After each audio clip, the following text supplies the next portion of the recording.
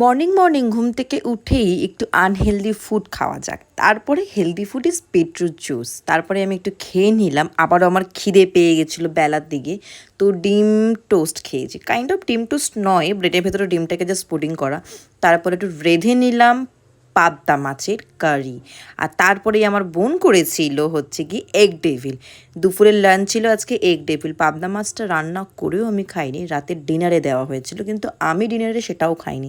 এই সমস্ত খাওয়া দাওয়ার পর্ব সেরে বাইরে একটু বেরিয়ে পড়লাম একটু ছোট্ট মোটো কাজের জন্য। আর কাজে বেরোতে গিয়েই দেখি ঢোলুর সাথে দেখা।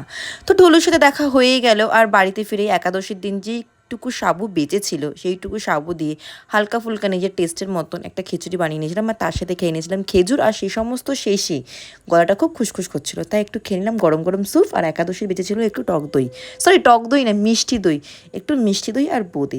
বোঁদে খেতে খেতে ভিডিওটা শেষ করলাম। বাই।